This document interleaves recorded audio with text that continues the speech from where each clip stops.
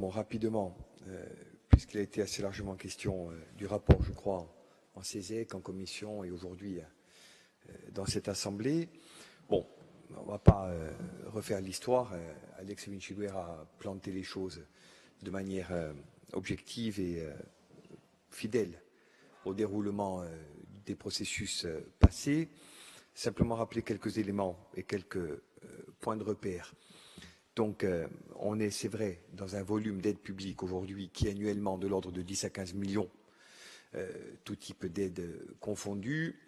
C'est 2 fois plus que le budget de la DEC au moment où, lorsque la stratégie dite du réacquist économique a été mise en œuvre, nous accédions ensemble aux responsabilités. Donc on a dû, durant cette période-là, augmenter de manière considérable le périmètre budgétaire de l'agence, avec des arbitrages qui, à l'époque, donc, ont été positifs. Il importe de le consolider. C'est un autre sujet, le budget étant un moyen, pas une finalité. Mais on a été aussi confronté à ce sujet-là et à cette nécessité d'un arbitrage sur la portée politique et financière donc de la DEC et des actions dédiées. Deuxièmement, vous avez bien connu la DEC sous bien des fonctions. Il y a un temps dont on n'a pas beaucoup parlé, y compris lorsque j'en étais président, où la DEC, et vous le savez, comptait en son sein la compétence énergie, avant qu'elle ne soit transférée à l'AUE, la compétence numérique, l'économie rurale, l'économie sociale et solidaire, qui a été pour partie réorganisée au profit des services centraux de la collectivité. Et j'en oublie. Je pense qu'il serait bon que l'on pose ensemble, si on en est capable, un principe de nouvelle ventilation des compétences. Et pour être précis, et pour les besoins du débat, moi je crois que l'économie circulaire, par exemple, dont l'impulsion aujourd'hui dépend dans une large part de l'Office de l'environnement, aurait vocation, en tout ou partie, parce que c'est fondamental, à réintégrer la DEC. Et je le dis sans jugement porté sur la manière dont la compétence est exercée, pas plus d'ailleurs que sur le reste. Idem pour l'économie rurale. Le bilan aujourd'hui de l'exercice de la compétence économie rurale à l'ODARC, il est assez édifiant. Et il donne à penser que relocaliser la compétence au sein de l'agence économique serait plus pertinent que de la laisser a priori où elle est aujourd'hui. Idem pour l'ESS, dont on aurait plutôt intérêt à ce qu'elle retrouve, de mon point de vue, on demande le transfert à l'État de la compétence relative au sujet. Je pense qu'il serait bon, en parallèle, qu'on finisse de l'harmoniser au sein de notre propre agence. Et enfin, on a le sujet majeur du numérique, dont je continue de penser qu'il gagnerait soit à être réinternalisé, soit à être mieux articulé. On le sait, l'objectif, au-delà de la réduction des temps de paiement des aides et d'autres choses, c'est de voir comment la Corse, et on en est d'accord, je pense, et peut s'inscrire dans les grandes transitions de son temps, numérique, climatique, énergétique. Sur la question de l'énergie, les choses sont allées trop loin au sein de l'AUE pour qu'il faille revenir en arrière. Dont acte, la compétence est bien où elle est, et j'ai l'impression qu'elle est plutôt bien exercée. Sur toutes les autres, je vous invite à ce stade à une réflexion. Je n'ai pas de religion, je n'ai pas de certitude, mais je pense qu'on doit réfléchir à reposer les choses de cette manière-là. Sinon, que se passera-t-il? On aura une stratégie qui sera morcelée et dont il n'est pas certain, avec la meilleure volonté du monde, si elle est au rendez-vous, que les choses aillent assez vite, assez mieux. Quelques exemples de ce morcellement qui ne vous est pas imputable, qu'il était peut-être par le passé à moi-même ou à d'autres, mais ce n'est pas le sujet aujourd'hui. La filière bois, c'est l'exemple type. On a la DEC qui aidait plutôt la deuxième transformation, l'ODARC qui aidait plutôt la première, l'Interpro, aujourd'hui défunte ou presque, qui organisait les entreprises, et au sein de la collectivité, tel ou tel service qui pilotait des sujets liés à la certification, à la ressource, etc. Je pense qu'on aurait intérêt à unifier les stratégies et pourquoi pas, là aussi, à savoir clairement qui fait quoi. Si c'est l'ODARC, c'est l'ODARC. Si c'est la DEC, c'est la DEC. Bon, mais moi je continue de penser que si on veut trouver un avenir à la filière bois, il faut qu'on génère un marché. Or, aujourd'hui, il n'y a pas de marché pour le bois corse.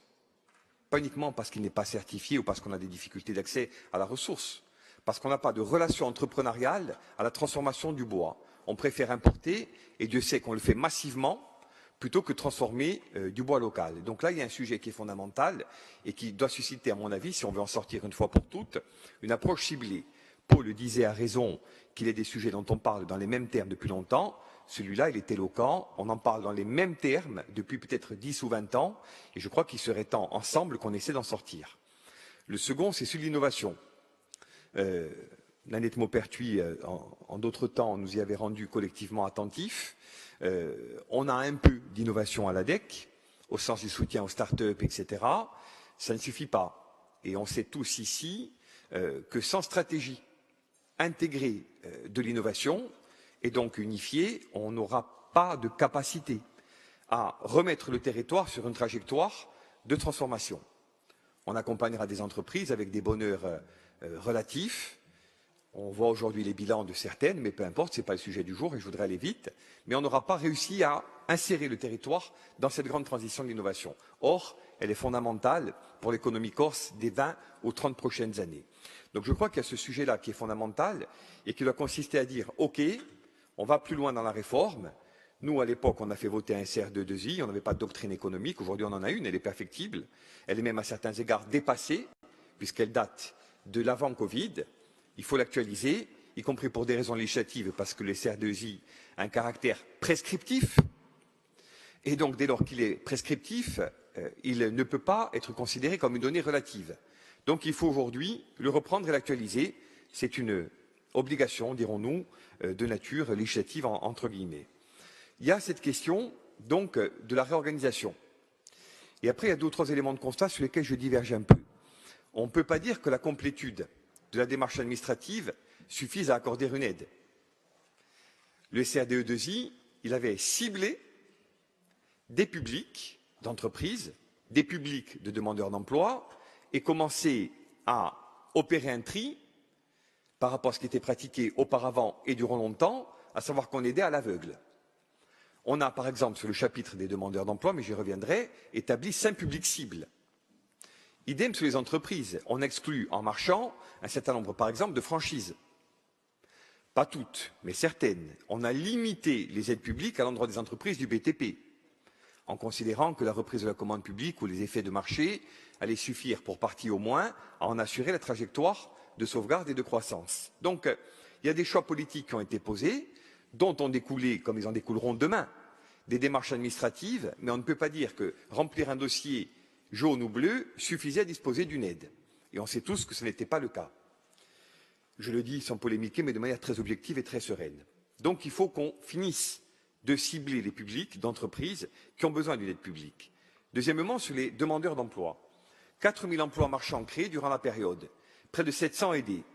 Ça me paraît à titre personnel un ratio assez satisfaisant. Mais je prends le raisonnement par l'autre bout.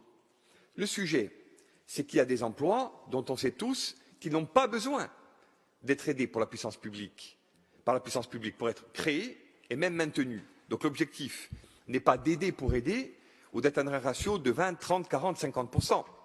Certes, il faut mieux coller à la demande sociale et à l'aspiration des demandeurs d'emploi à une insertion professionnelle retrouvée, c'est évident, mais je veux rappeler là aussi d'où l'on venait. Quand on crée le Patu Impiego, il y a de mémoire 16 mesures d'aide à l'emploi. Aujourd'hui, il y en a une. Il faut la faire évoluer, il faut l'adapter, mais elle est posée. Et, je le redis, elle s'adresse prioritairement à 5 types de demandeurs d'emploi. Peut-être faut-il là aussi, dans le cadre de la réforme du CRDE2I, aller un petit peu plus loin. Très vite, mais on pourra en parler longtemps, et je pense qu'on le fera le moment venu, et notamment à l'occasion du rapport du mois d'octobre, quelques remarques. Se réunir une fois par mois, c'est très bien. Mais on le sait tous, les administrateurs ne sont rien sans les instructeurs. Or, et vous le voyez bien aujourd'hui, on a un sujet auquel on a tous été confrontés, qui n'est pas un sujet d'ailleurs propre qu'à l'ADEC, d'harmonisation du statut des agents. Les offices et agences de la collectivité ont, par principe et dans l'histoire, beaucoup d'agents de droit privé. La collectivité inclut une grande majorité d'agents de droit public. Les agents de droit privé n'obéissent pas, et pour cause, aux mêmes contraintes. Mais on a à l'ADEC, comme partout ailleurs, des agents des deux types. mettre ces agents dans une configuration donnée impose, mais ce n'est pas propre qu'à l'ADEC, je le redis, qu'on harmonise l'ensemble des statuts des agents des offices et agences relativement à celui de leurs collègues, beaucoup plus nombreux mais néanmoins, de la maison mère. Donc reposer la question du statut des agents des offices et agences au regard de celui des agents, pour la plupart de droit public, de la collectivité de Corse, ça me paraît participer d'une consolidation de cette politique. Moi, j'en accepte l'augure, mais si on veut qu'elle se transforme dans les faits, il faut permettre à ceux qui la font vivre, les administrateurs ne faisant, même s'ils débattent largement, que valider in fine, donc ceux qui animent et qui créent les dossiers, dans un dialogue avec l'entreprise, eh bien ceux-là doivent être reconnus et à mon avis doivent évoluer dans la construction ou la révision de leur statut. 2, il en est un peu question dans le rapport, j'ai entendu qu'il en serait beaucoup plus question au mois d'octobre prochain, tant mieux, ça me rassure. J'étais un peu inquiet à la lecture du rapport sur le sujet des outils. Et Dieu sait que vous le connaissez bien. Le sujet des outils, en juillet 2019, on a fait voter ici un rapport. 50 millions d'ingénierie financière, voté au titre de la création de Finimprese. Il va falloir s'arrêter. J'ai fini. Merci. Dont il est question, avec un effet levier de 1 à 5, donc 250 millions d'euros d'injectés. On fera un bilan, on verra. Mais cette réforme des outils, après le Covid, elle devient tout à fait fondamentale. Et aujourd'hui, la question est posée de savoir comment on peut mieux articuler, d'une part, l'ADEC, d'autre part, la CADEC, FEMOGUI, l'ADI, la CAPI, et tous ces outils dont il est question.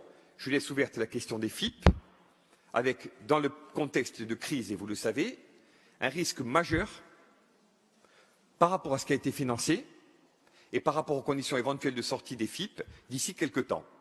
Parce qu'on évoque beaucoup la question du mur de dette pour les entreprises et pour le secteur privé, autant que pour les collectivités publiques, et c'est vrai. Il faut qu'on évoque aujourd'hui la question des FIP parce qu'elle pose des grands débats qu'on a déjà un peu commencé à aborder. Donc voilà, à grands traits, ce que je voulais dire pour ne pas être trop long et contribuer au débat général. On y reviendra à l'aune du rapport, je l'espère, qui sera présenté au mois d'octobre. Donc le rapport est intéressant, mais il faut ensemble qu'on essaie d'aller plus loin dans cette trajectoire. Et je repose, puisque vous avez donné 5 directions, 3 priorités. Actualiser le SR2I, au sens où on doit bénéficier d'une stratégie nouvelle. Harmoniser les statuts des agents, parce qu'on a besoin d'un back-office qui soit à l'aise dans ses missions et en conformité avec ce qui est pratiqué par ailleurs, et notamment ici. Et 3, bien sûr, réorganiser l'ensemble de l'environnement avec, bien sûr, cette question des outils, mais on en reparlera au mois d'octobre, me semble-t-il.